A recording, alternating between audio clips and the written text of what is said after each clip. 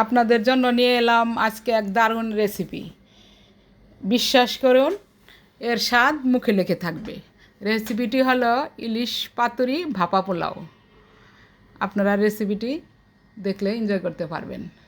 এটা নিয়েছি আমি সাদা সরিষা আগে ভিজে রাখছিলাম, আর আমার গাছের কাঁচামরিচ, পিঙ্ক সল্ট। এটা দিয়ে আমি গ্রাইন্ডার করে নেব। পিঙ্ক সল্ট, একটু পানি দিব। পানি দিয়ে এটা তেমন কোনো লাগে না, মশলা লাগে না।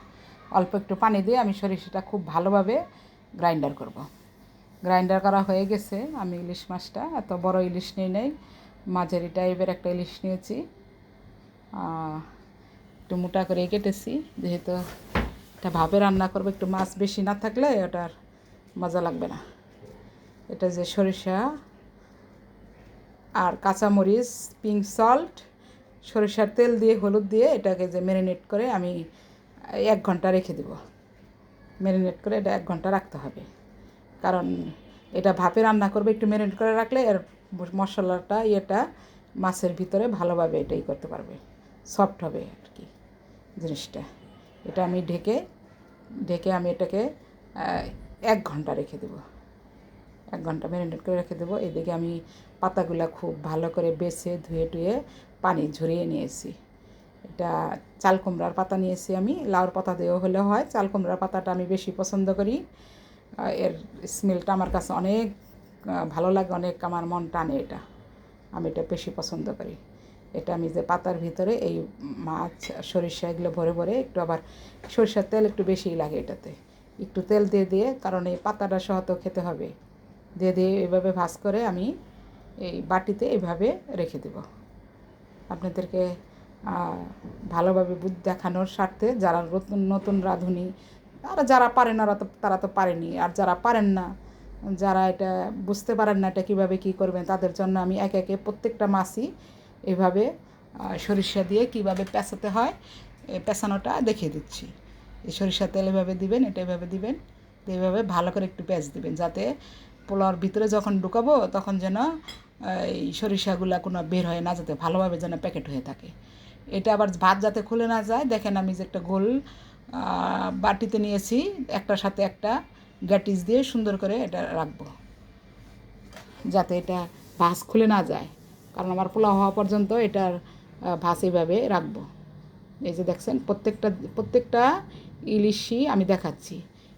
এই ভাপা ইলিশ পাতুরিটা পোলাওর মধ্যে, পোলাওর মধ্যে যে ইলিশ পাতুরিটা রান্না করবেন, এটা গুণাগুণ পুষ্টিগুণ একদম ভরপুর হয়ে থাকবে। এর ওমেগা 3 একটু বের হবে না। ওমেগা 3 পুরাই হবে। আমরা ভাপ ইলিশ খাই না, তার চেয়ে তো এটা সুরক্ষিত থাকবে। ইলিশ এত একটা দামি মাছ, কত এটা অনেক ওমেগা 3, অনেক পুষ্টিগুণে ভরপুর। এটা আমরা কী করি, এমনি খোলাভাবে রান্না করে ভাজি করে এটার ওমেগা 3টা নষ্ট করে ফেলি। এই পদ্ধতিটা আমার কাছে এত ভালো লেগেছে। এই পদ্ধতিটা অনেক ভালো লেগেছে, যে এটার ওমেগা 3 একটু কোনো এখান থেকে একটু বের হতে পারবে না। আপনারা দেখেন আমি যেভাবে রান্না করব, আপনারা এইভাবে রান্না করে দেখবেন যে এটার গুণাগুণ কীভাবে থাকে। এটা যেমন স্বাদে যেরকম অনন্য, সেরকম গুণে ভরপুর।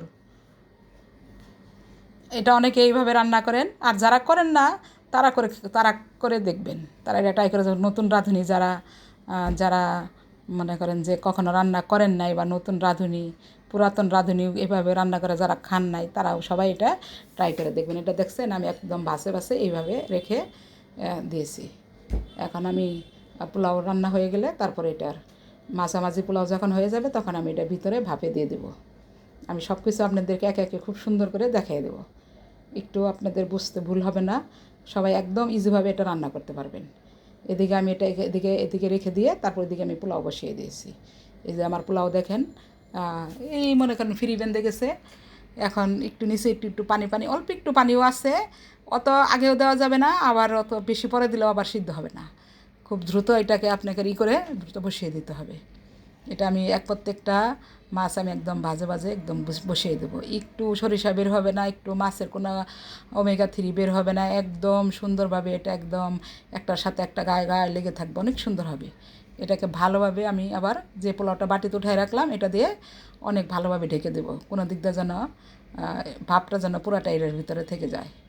মাছটা যেন খুব ভালোভাবে সিদ্ধ হয়ে যায়, পাতাটা যেন হয়ে যায়, এটাকে খুব ভালোভাবে প্রোটেকশন দিতে হবে। এখন আমি দিয়ে দেবো কাঁচামরিচ, একটু কাঁচামরিচ একটু বাড়াইয়ে দিব, কারণ এটা এই ইলিশ দিয়েই তো খাবো পোলাওটা। এটা দিয়ে দিলাম কিশমিশ, আলু বোখরা, তারপর একটু ঘি দিয়ে দিব। এই যে একটু ঘি দিয়ে দিলাম, ঘি দিয়ে অবশ্য পোলাও বসিয়েছি আগে, তারপর একটু ঘি দিয়ে দিলাম উপরে স্মেলটা হওয়ার জন্য। আর মাছের মধ্যে তো সরিষার তেল 2বার দিয়েছি, দেখেছেন আপনারা, ওটাতে দিয়েছি। এখন আমি এটাকে ঢেকে দেব, ঢেকে দিয়ে যাতে ভাপটা একটু বের না হয়, এটা আমি ওই যে ঢাকনার মুখে ছিদ্রটা অফ করে দেবো। ওটা একটা লং দিয়ে, এটা সবাই জানেন লং দিয়ে এটা অফ করতে হয়, এটা আমি ওইভাবেই লং দিয়ে অফ করে দেব। দিয়ে আমি দমে রেখে দেবো 30 মিনিট, মানে আমার ইলিশ মাছটা হইতে যতক্ষণ লাগে ততক্ষণ রাখতে হবে। আমি বুঝতে পেরেছি কখন আমার ইলিশ মাছটা হয়ে গেছে। উপর দিয়ে অনেক সুন্দর ভাপ উঠেছে, উপরে আমি যে কাঁচামরিচগুলো এইগুলো দিয়েছিলাম ওগুলো সব সিদ্ধ হয়ে গেছে। উপরের আমি চেহারাটা দিকেই আপনি বুঝতে পারবেন, ঢাকনায় বাষ্পিত হয়ে গেছিলো, ঢাকনায় ভাপটা লেগে গিয়েছিলো, বাষ্প হইতেছিল, যখন তখন বুঝলাম যে এটা হয়ে গেছে, অনেক সুন্দরভাবে হয়ে গেছে। এটা তো ভিতরে দেওয়া, এটা আপনার ভিতরে চেক করে দেখার উপায় নাই, এটা আপনার নিজেকেই সেন্স দিয়ে বুঝতে হবে যে এটা এখন ইলিশ মাছটা হয়ে গেছে।